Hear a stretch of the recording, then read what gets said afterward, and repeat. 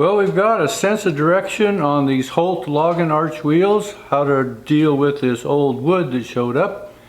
I've got a rubber tire to put on for an Amish buggy wheel, and I'm going to get this mud wagon body in and see what we've got to work with.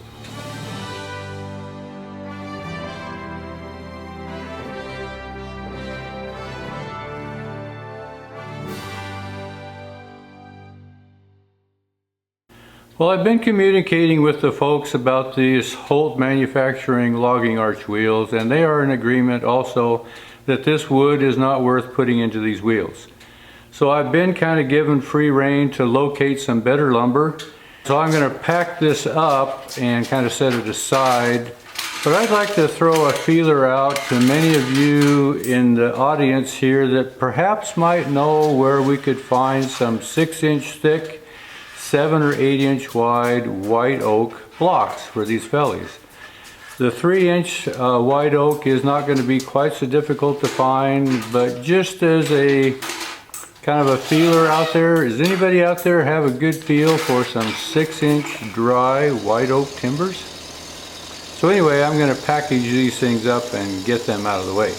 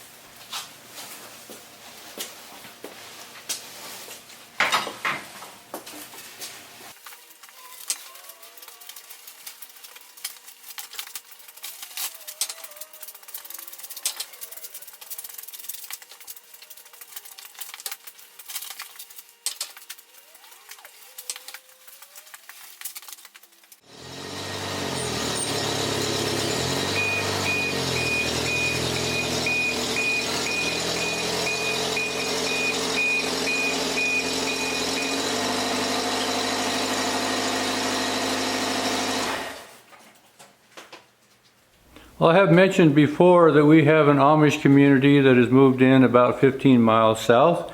Well, since I am right here close, they bring all their wheels down here to have tire replacement, oftentimes rubber tires, replaced as they wear them out on these gravel roads.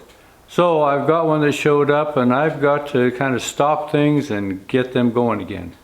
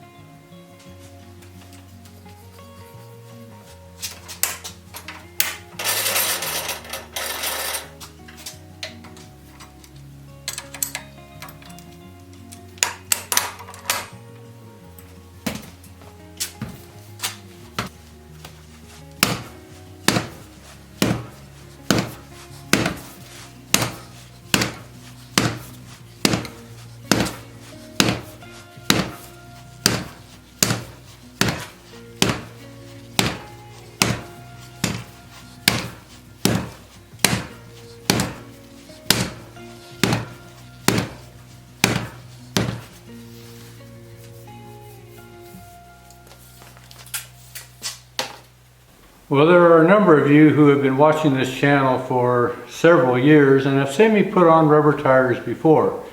This rubber tire machine is one that I fabricated just for this. It's after an old style pattern. It's not my design, but it works really well. Now there's an Amish community here just about 15 miles from us, and periodically they have rubber tires that they need to be replaced. In this case, the rubber tire was good, just the wires inside were broken. You can see once they lose the rubber, they've got to get home, so oftentimes we'll drive on gravel roads and kind of chew up this channel iron. But I can take a flat disc and kind of clean that up. So for those of you who have not watched this before, there is a playlist that's dedicated just to the installation of rubber tires that might be of interest to you. Well, until I locate some lumber for these logging wheels, I'm going to bring this mud wagon body in, such as it is and whatever it is that remains, and kind of get it unpacked a little bit and see what I've got to work with. I like to bring things in and just kind of have them in my company, even though that sounds maybe kind of weird. It's my process of getting to know what this is all about, and this is the first step in that process.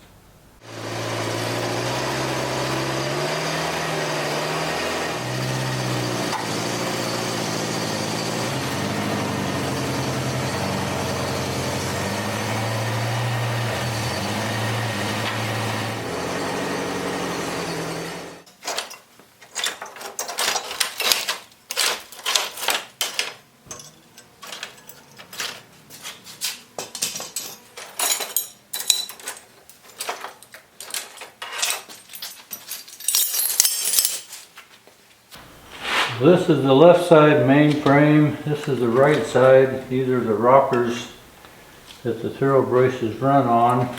The side step is still tied into the rocker, cross frames. I'm going to see if I can't maybe kind of bundle these up along with the front and see if I can't get this picked up off of this.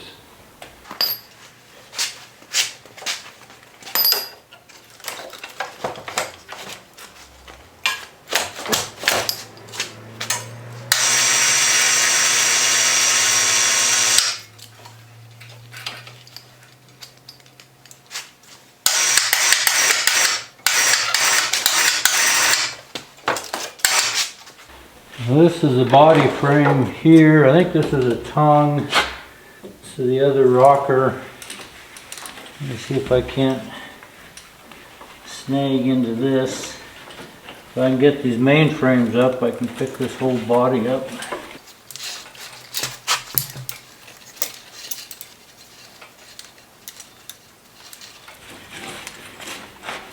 Maybe I can just pick it up with the main frame.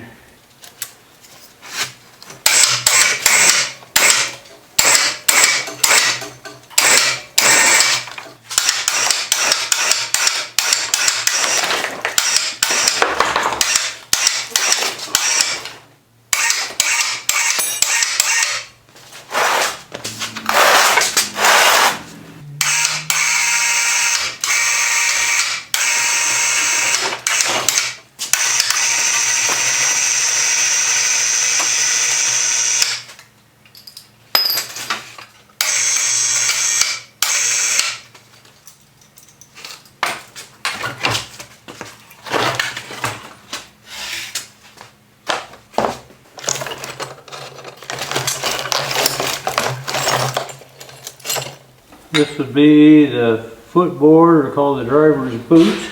That will be the cross frame member. These are the turnbuckles to the thorough braces. The thorough braces is the suspension that these ran on.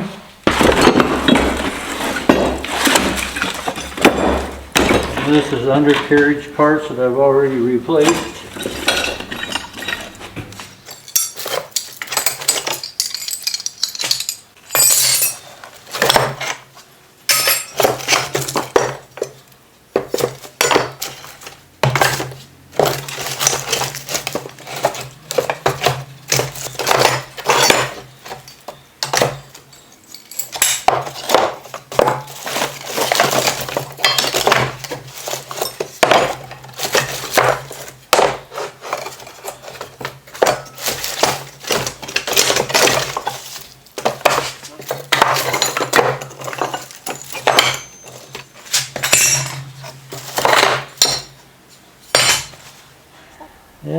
we'll just set this aside.